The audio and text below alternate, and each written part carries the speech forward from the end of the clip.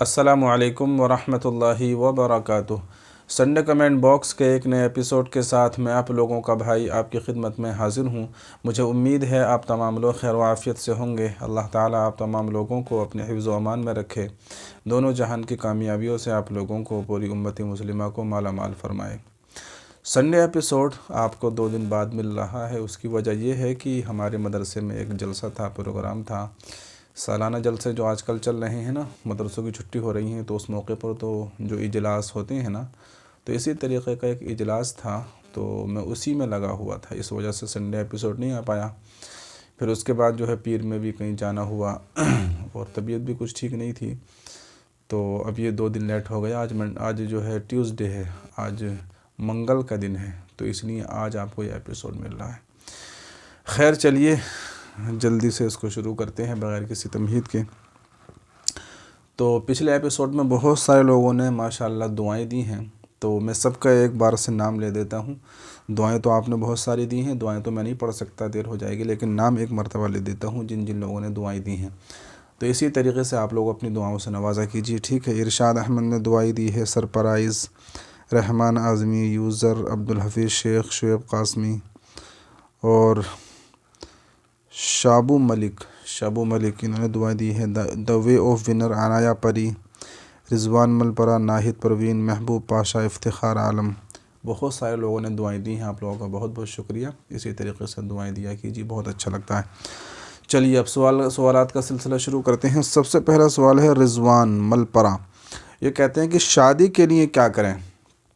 शादी के लिए क्या करें, क्या मतलब, यानी अगर आप ये पूछना चाहते हैं कोई आपकी किसी को आप पसंद करते हैं, उससे आप शादी करना चाहते हैं, तो इसके लिए तो मैं बहुत मर्तबा बता चुका हूँ। देखिए सबसे पहला काम तो आपको यही करना है कि नमाज़ पढ़िए, यानी कि आप 5 वक्त की नमाज़ में जो जिससे भी आप शादी करना चाहते हैं अल्लाह तबारक व तआला से मांगिए। तहज्जुद की नमाज़ पढ़िए। इसी तरीके से सलातुल हाजत की जो नमाज़ होती है, जैसे आम नमाज़ें पढ़ी जाती हैं, वैसी 2 रकात इस नीयत से, इस इरादे से नमाज़ पढ़कर अल्लाह तबारक व तआला से अपने रिश्ते के लिए दुआ कीजिए।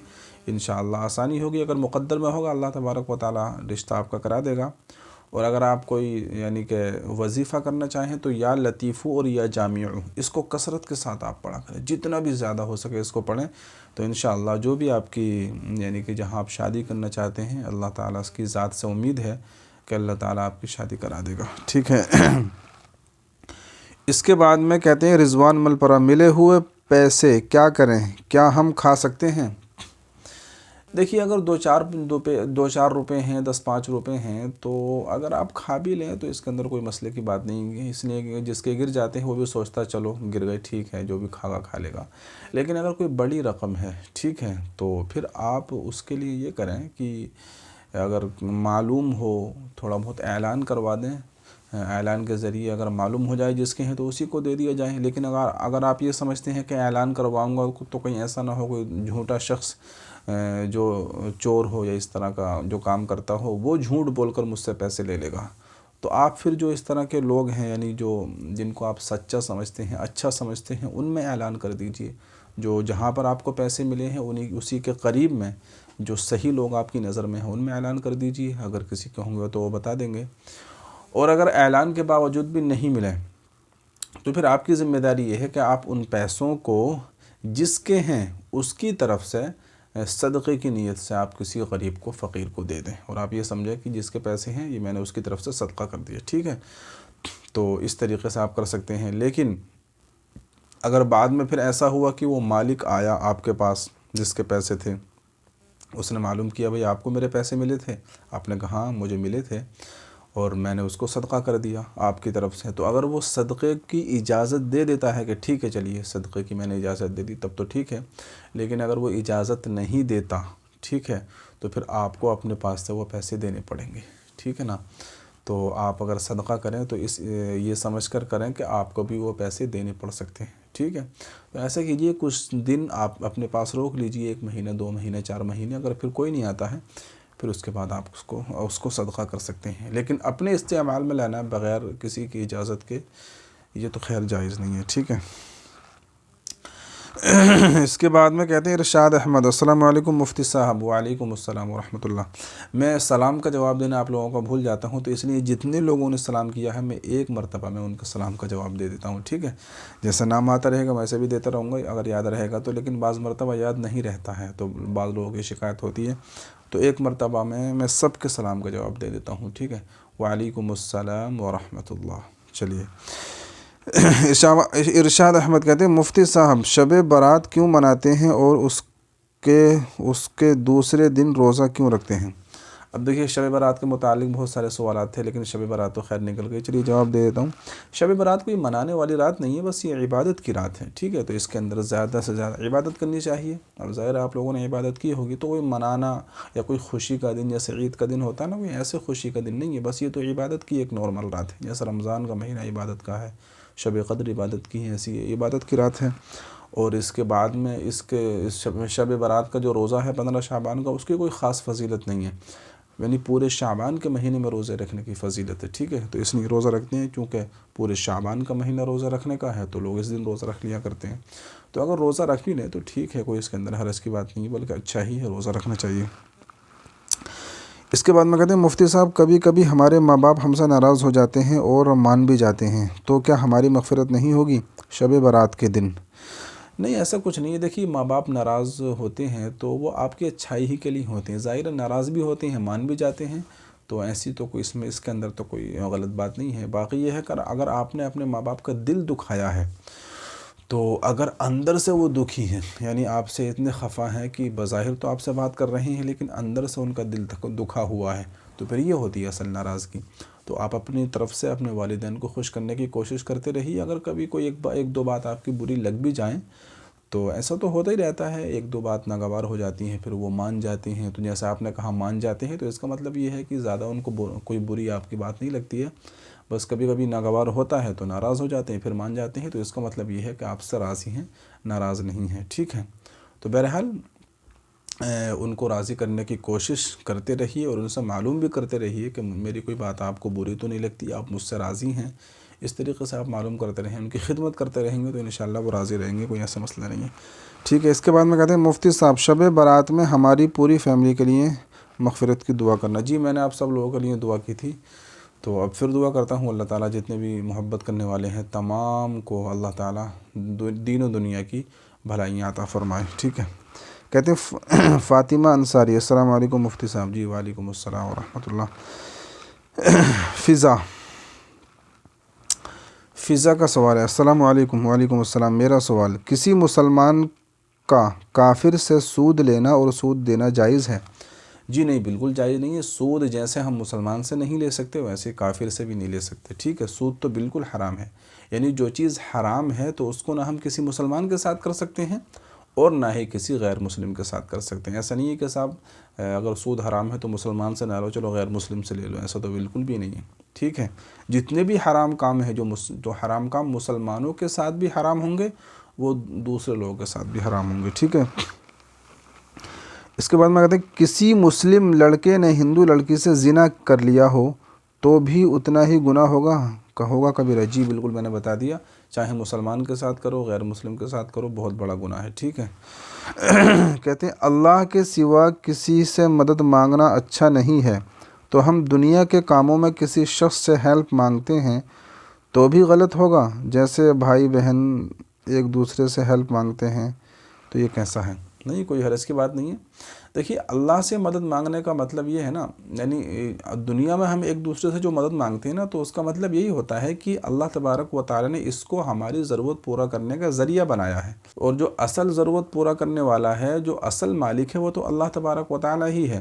اب جیسے ہم کسی دکان پہ جاتے ہیں، بھئی یہ سامان دے دو، فلاں سامان دے دو، اب جیسے شوہر گھر میں آتا تو بیوی سے کہتا ہے بھئی کھانا دے دو، اسی طریقے سے استاد اپنے شاگرد سے کوئی چیز منگاتا ہے، تو اس کا مطلب یہ تھوڑی ہے کہ بھئی وہ شاگرد ہی سے مانگ رہا ہے یا شوہر بیوی ہی سے مانگ رہا ہے، اس کا مطلب یہ تھوڑی، یعنی اللہ تبارک و تعالی نے اس کو ذریعہ بنایا ہے، تو انسان ایک دوسرے کی ضرورت پوری کرتا ہے تو ایک دوسرے کا کام آتا ہے، یہ ذریعہ ہے، تو اصل ضرورت پوری کرنے والا تو اللہ ہی ہے، لیکن اللہ تبارک و تعالی کسی کو بھی ذریعہ بنا دیتا ہے آپ کا، ٹھیک ہے؟ اب جیسے اللہ کے رسول علیہ الصلوۃ والسلام کے پاس حضرت جبریل علیہ الصلوۃ والسلام پیغام لے کر آیا کرتے تھے، تو اللہ تعالیٰ چاہتا تو ڈائریکٹ بھیج دیتا، لیکن اللہ تعالیٰ نے ذریعہ بنایا تھا حضرت جبریل علیہ الصلوۃ والسلام کو۔ اور یہ دنیا جو ہے اسباب ہی سے چلتی ہے، یعنی کوئی نہ کوئی سبب ضرور ہوتا ہے، آپ محنت کیجئے، کوشش کیجئے، اللہ تعالیٰ کسی نہ کسی چیز کو ذریعہ بنا دے گا، ٹھیک ہے نا۔ تو ڈائریکٹ اللہ تبارک و تعالی ہمارا کام بنا دے تو اس کے لیے تو بہت اعلیٰ درجے کا ایمان چاہیے۔ جیسے کہ نبی ہوا کرتے تھے، صحابہ ہوا کرتے تھے، بس 2 رکعت نماز پڑھی چکی چلنا شروع ہو گئی، 2 رکعت نماز پڑھی آسمان سے بارش شروع ہو گئی، تو یہ بھی ہو سکتا ہے، لیکن اس کے لیے بہت اعلیٰ درجے کا ایمان چاہیے، جو آج کے زمانے میں تو بہت مشکل ہے۔ آج کے زمانے میں بھی ہو سکتا ہے اگر کوئی ایسا اللہ والا ہو تو، لیکن بہرحال اللہ تعالیٰ نے جو ہے اس دنیا کو جو ہے نا اسباب کے ساتھ جوڑا ہے۔ آپ کوئی نہ کوئی سبب اختیار کیجئے، کوئی نہ کوئی کام کیجئے، محنت کیجئے، اللہ تعالیٰ جو ہے آپ کی مدد کرے گا اور اللہ تعالیٰ آپ کو وہ چیز عطا کر دے گا، ٹھیک ہے۔ اس کے بعد میں جی ارشاد احمد کہتے ہیں مفتی صاحب، ماں باپ کی جائیداد میں بیٹیوں کا حق ہوتا ہے جو آج کل بہت کم دیتے ہیں اور اس کے بدلے میں جہیز دیتے ہیں، تو کیا پھر بھی ماں باپ کی پکڑ ہوگی مفتی صاحب؟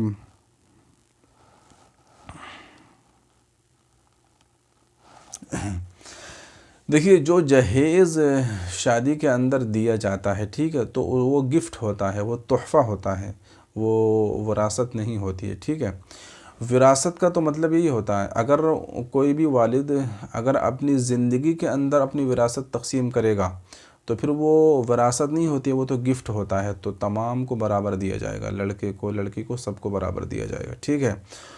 اور جو یعنی کہ والد کے انتقال کے بعد جو جائیداد تقسیم ہوتی ہے تو اس کو کہا جاتا ہے اصل وراثت، تو اس کے اندر جو شریعت نے حصہ مقرر کیا ہے وہی ملے گا، یعنی لڑکے کو 2 حصے اور لڑکی کو 1 حصہ، ٹھیک ہے۔ تو جو مال اور جو چیزیں شادی کے اندر دی جاتی ہیں تو وہ گفٹ ہوگا، وہ ہدیہ ہوگا، اس کو وراثت نہیں کہا جائے گا، ٹھیک ہے۔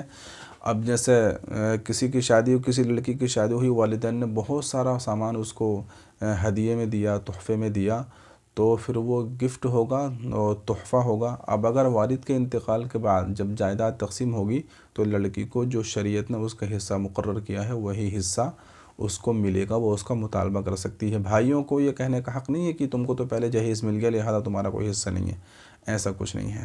باقی اس مسئلے کے اندر اور بھی بہت زیادہ تفصیلات ہیں اور بہت سارا اس کے اندر اختلاف بھی ہے۔ میں نے ایک فتویٰ اس طریقے کا بھی پڑھا تھا آج کے زمانے میں کہ اگر والد اپنی زندگی کے اندر بھی تقسیم کرے تب بھی جو ہے جو وراثت مرنے کے بعد تقسیم ہوتی ہے ویسے بھی تقسیم کر سکتا ہے، تو اس کے اندر اختلاف ہے، علماء کی طرح طرح کی رائے ہیں، لیکن بہرحال اصل مسئلہ وہی ہے جو میں نے آپ کو بتایا، ٹھیک ہے۔ اچھا، اس کے بعد میں کہتے ہیں مفتی صاحب، ہم نے پڑھا ہے کہ ہم جس برتن میں کھانا کھاتے ہیں اور اس کی انگلیوں سے صاف کرتے ہیں تو وہ برتن ہمارے لیے مغفرت کی دعا کرتا ہے، کہ یہ بات صحیح ہے مفتی صاحب؟ جی ہاں، بالکل یہ بات صحیح ہے۔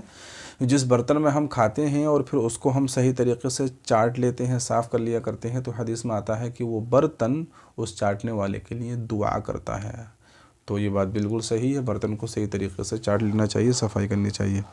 اس کے بعد میں یوزر، ان کا نام کیا ہے؟ ان کا نام ہے XYZ، کوئی نام نہیں ان کا، کہتے ہیں مفتی صاحب جیسے جنت میں لڑکوں کو حور ملے گی اسی طرح لڑکیوں کو کیا ملے گا؟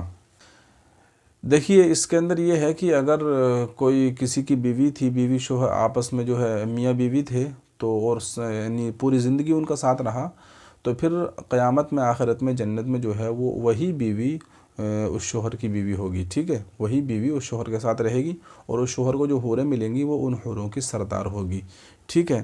اور اگر وہ کنواری مر گئی، اس کا انتقال ہو گیا، تو پھر اس کو اختیار ہوگا جس بھی آدمی سے چاہے وہ نکاح کر لے، یا اس کو اختیار ہوگا کہ اللہ تبارک و تعالیٰ سے اگر وہ کہے گی تو اللہ تعالیٰ اس کو جنت کا کوئی بھی انسان بنا کر اس سے شادی کرا دے گا، ٹھیک ہے۔ تو یہ اس کے اندر تفصیل ہے۔ اچھا، اس کے بعد میں کہتے ہیں السلام علیکم مفتی صاحب، میں عرفان ٹھاکر آنند گجرات سے، کہتے ہیں ماشاءاللہ آج کا یعنی جمعے کا بیان بہت اچھا رہا، اسی طرح ہر جمعے کا بیان اپلوڈ کریں۔ جی انشاءاللہ کوشش کروں گا۔ بنش آفیشیل کہتے ہیں السلام علیکم ورحمۃ اللہ وبرکاتہ۔ وعلیکم السلام ورحمۃ اللہ۔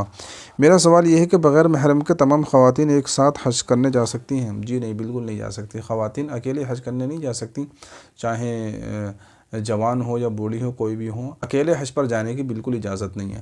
یعنی اجازت نہیں کا مطلب یہ ہے کہ اگر وہ حج کرنے کے لیے جائیں گی تو حج تو ادا ہو جائے گا، لیکن ان کو اکیلے حج کرنے کا یعنی اکیلے سفر کرنے کا ان کو گناہ ملے گا۔ تو جو فریضہ حج ہے وہ تو ادا ہو جائے گا، لیکن سفر جو انہوں نے اکیلا کیا ہے اس اکیلے کرنے کا گناہ اس کو ملے گا، ٹھیک ہے۔ اچھا صاحب، اس کے بعد میں یوزر، ان کا نام کہتے ہیں السلام علیکم مفتی صاحب، میں عرفان ٹھاکر آنند گجرات سے۔ امام اعظم رحمۃ اللہ علیہ کا نام امام ابو حنیفہ کیسے پڑا، وضاحت فرمائیں۔ امام ابو حنیفہ رحمۃ اللہ علیہ، دیکھیے حنیف کہتے ہیں اس شخص کو کہ جو بالکل دین کی صحیح طریقے سے خدمت کرنے والا ہو، یعنی اپنا تمام کاموں کا سب کچھ چھوڑ کر ایک دم دین کی طرف آنے والا ہو اور دین کی طرف متوجہ ہونے والا ہو اور صحیح طریقے سے اس کو فالو کرنے والا ہو، اس کو کہا جاتا ہے حنیف۔ تو امام ابو حنیفہ رحمۃ اللہ علیہ نے جو ہے اسی طریقے سے دین کی خدمت کی کہ بہت ہی انہماک کے ساتھ، توجہ کے ساتھ دین میں لگے اور جو ہے اس پر ریسرچ کیا اور انہوں نے جو ہے مسئلے مسائل نکالے، اس وجہ سے ان کو امام ابو حنیفہ کہا جاتا ہے، یعنی دین کی طرف بالکل متوجہ ہونے والے، ٹھیک ہے۔ باقی امام ابو حنیفہ کا جو نام ہے تو ان کا نام ہے نعمان بن ثابت، ٹھیک ہے، نعمان نام تھا۔ اچھا صاحب، رحمان اعظمی، السلام علیکم مفتی صاحب، نماز میں کیا واجب ہے اور کیا نہیں؟ نماز کے اندر 13 واجبات ہیں، ٹھیک ہے، تو اگر واجبات میں گناؤں گا تو بہت ٹائم ہو جائے گا، تو نماز کے اندر 13 واجبات ہیں، انشاءاللہ اس کی میں ایک الگ سے کسی دن ویڈیو بناؤں گا تو انشاءاللہ آپ کو معلوم ہو جائے گا، ٹھیک ہے۔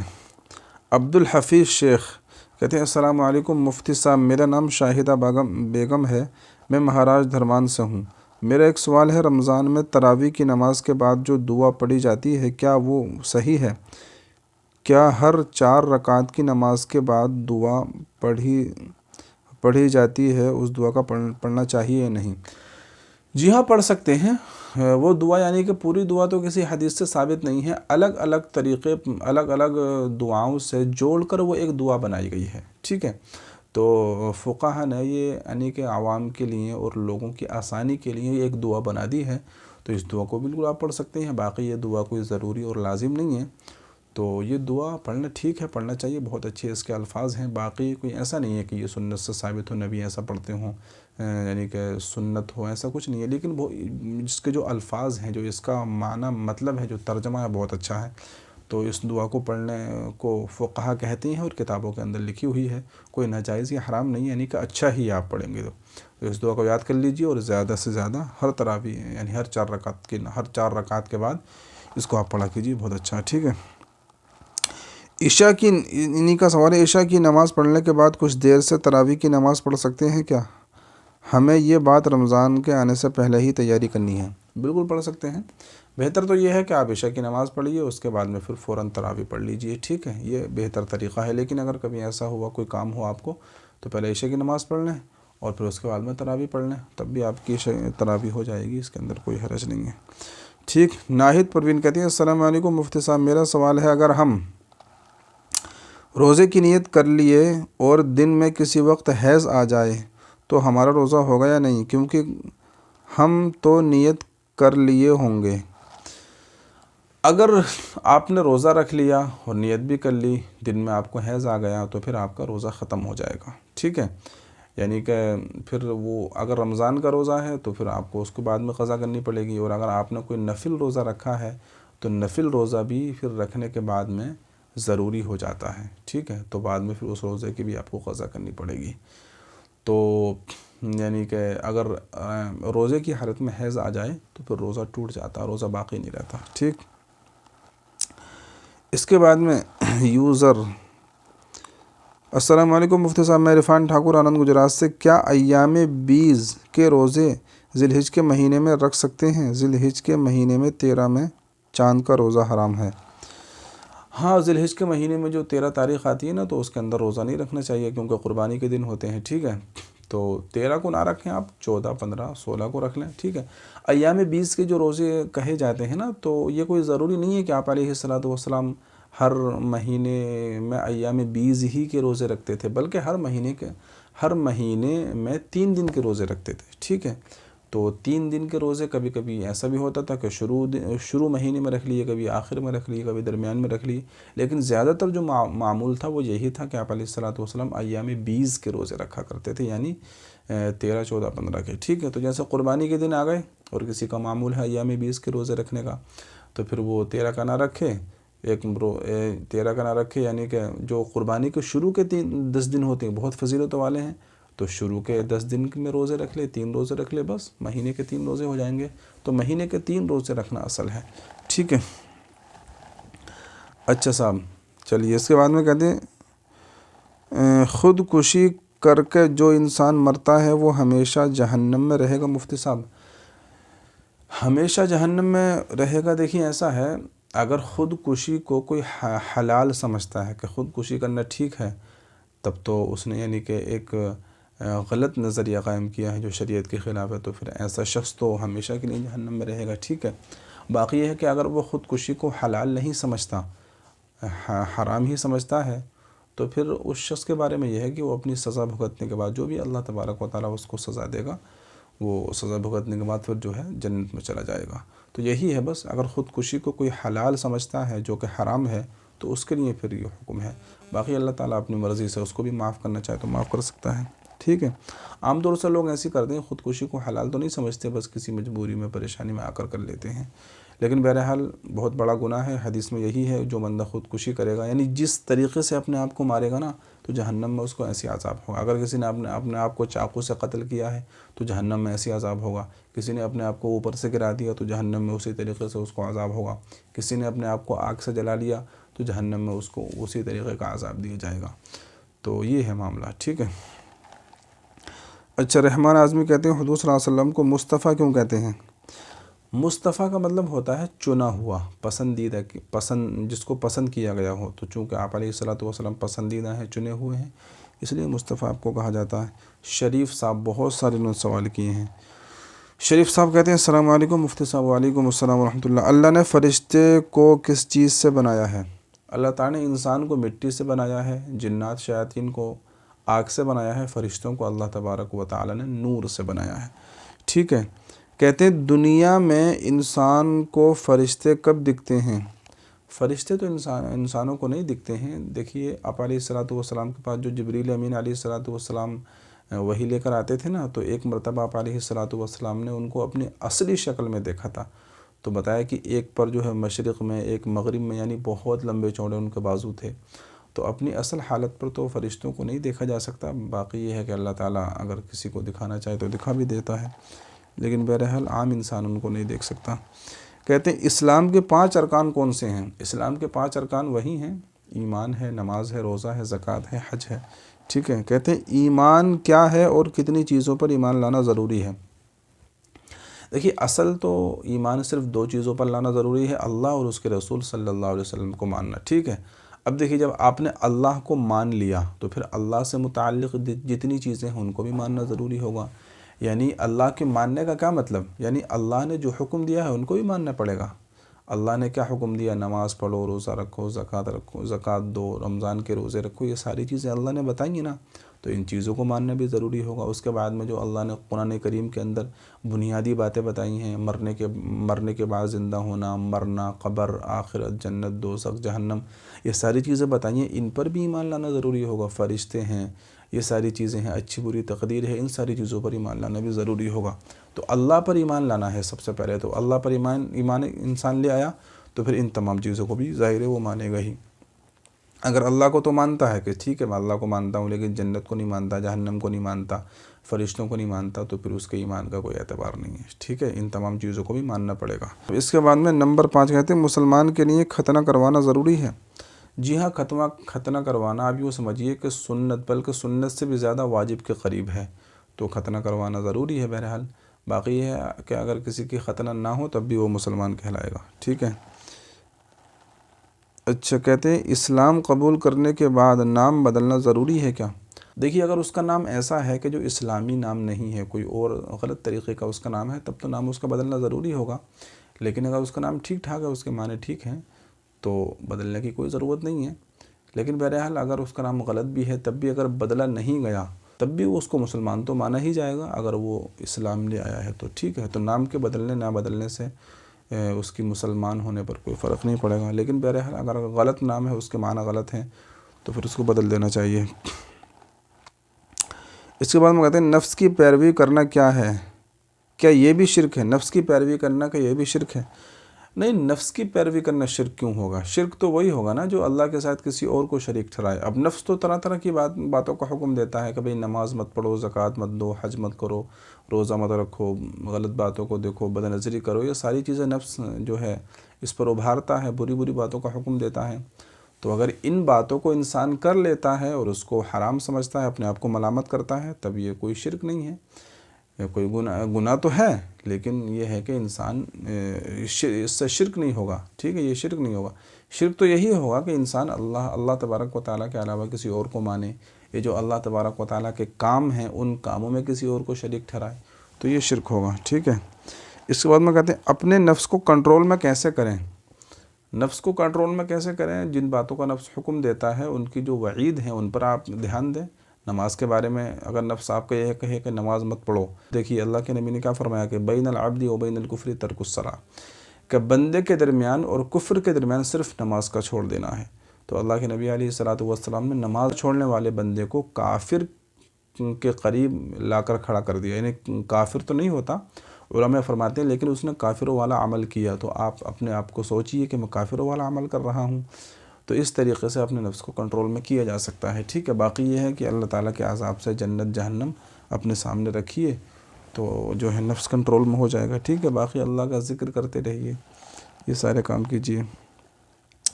اس کے بعد میں کہتے ہیں تنہائی میں گناہ سے کیسے بچیں؟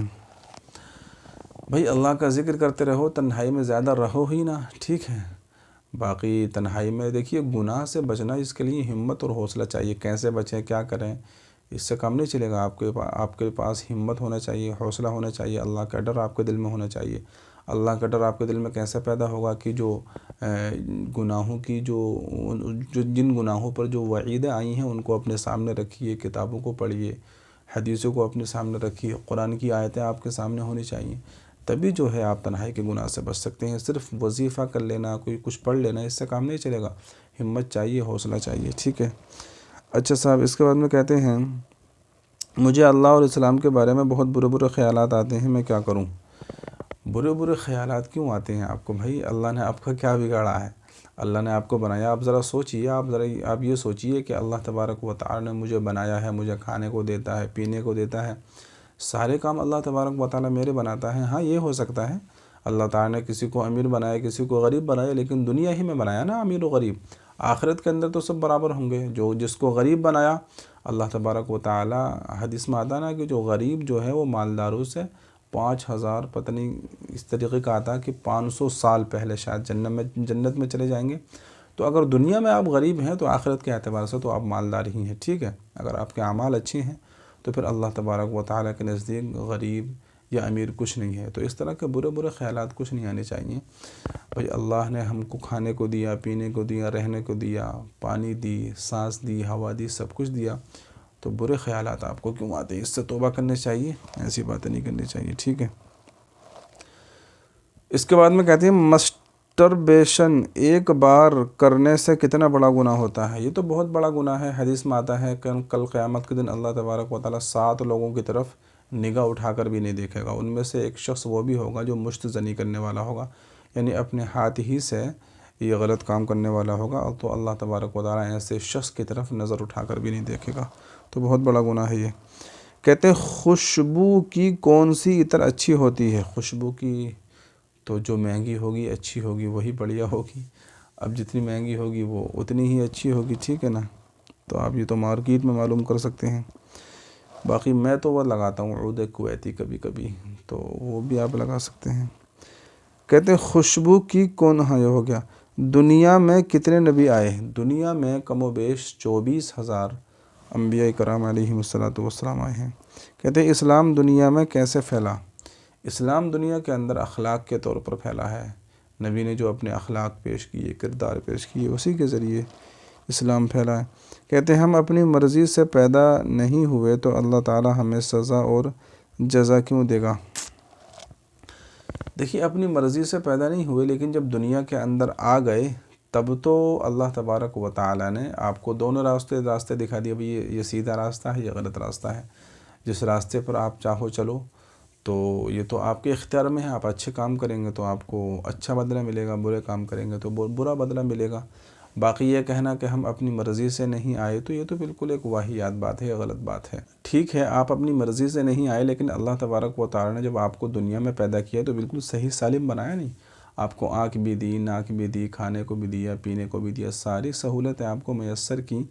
تو ایسا تو نہیں ہے کہ اللہ تعالی نے آپ کو بس پیدا کر دیا اور کہیں جنگلوں میں بھیج دیا جاؤ رہو اور جو ہے ایسی جانوروں کی طرح رہو، ایسا تو نہیں ہے۔ اللہ تعالی نے آپ کو شعور دی، عقل دیا، سب کچھ دیا۔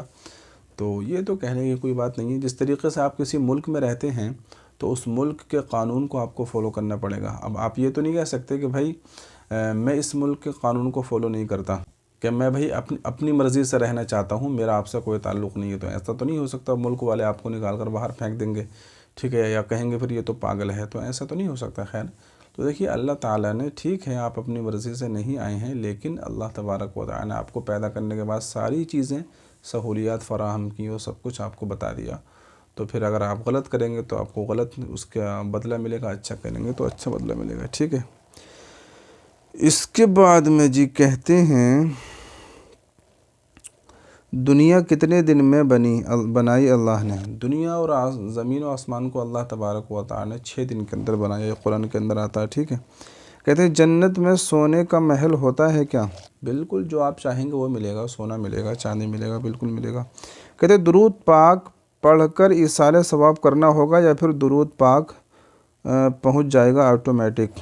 بس نیت کر لیں آپ کہ میں نے درود پاک پڑھا ہے، فلاں کے لیے پڑھا ہے، اس کو پہنچ جائے گا۔ یا پھر یہ ہے کہ درود پاک صرف آپ نبی کے لیے پڑھا ہے تو نبی پر بھی وہ درود پاک پہنچ جائے گا، ٹھیک ہے۔ تو نبی، جب ہم درود پاک پڑھتے ہیں تو نبی ہی کے لیے پڑھتے ہیں نا، بھئی نبی کے درجات بلند ہوں تو بس پڑھتے ہی ڈائریکٹ پہنچ جائے گا۔ اور اگر آپ اس کا ثواب کسی کو پہنچانا چاہتے ہیں تو پہنچا بھی سکتے ہیں، ٹھیک ہے۔ کہتے ہیں جنت میں لڑکیوں کو 72 حوریں ملیں گی اور جنت میں لڑکوں کو 72 حوریں ملیں گی اور لڑکیوں کو 72 حوروں کی ملکہ بنایا جائے گا، کہ یہ حدیث صحیح ہے؟ جی ہاں، ایسی بات آتی ہے کہ جو شادی شدہ جوڑا ہوگا جب وہ جنت میں جائے گا تو جنت کے اندر بھی ان کی آپس میں شادی رہے گی، ٹھیک ہے۔ تو جب شوہر کو 72 حوریں ملیں گی تو ان 72 حوروں کی سردار اس دنیا کی عورت کو بنایا جائے گا، ٹھیک ہے۔ جی عدنان قریشی کہتے ہیں السلام علیکم مفتی صاحب، پاکستانی پنج سورہ میں شب برات کی خاص نفل نماز لکھی ہے، اس کو پڑھنا کیسا ہے؟ شب برات تو خیر گزر گئی، چلیے۔ تو دیکھیے شب برات کی کوئی بھی خاص نماز نہیں ہے، جو پاکستانی پنج سورہ میں جو نماز لکھی ہے تو وہ صحیح نہیں ہے، ٹھیک ہے۔ کوئی بھی خاص نماز نہیں ہے، جو بھی نفل نماز آپ پڑھنا چاہیں ویسی جتنی چاہیں پڑھ سکتے ہیں، ٹھیک ہے۔ تو چلیے آج کے یہ کچھ سوالات تھے، میں نے جواب دینے کی کوشش کی۔ اگر آپ کا سوال آپ کو مل جائے تو کومنٹ میں جزاک اللہ کوئی بھی ایک دعائیہ جملہ ضرور لکھیے گا۔ اگر کسی کا سوال رہ گیا ہے تو اس کے لیے معذرت، اپنا سوال پھر کیجئے، انشاءاللہ اگلے ایپیسوڈ میں اس کا جواب دیا جائے گا۔ تو دعاؤں کی گزارش ہے اس ایپیسوڈ کو زیادہ سے زیادہ شیئر کیجئے۔ السلام علیکم ورحمۃ اللہ وبرکاتہ۔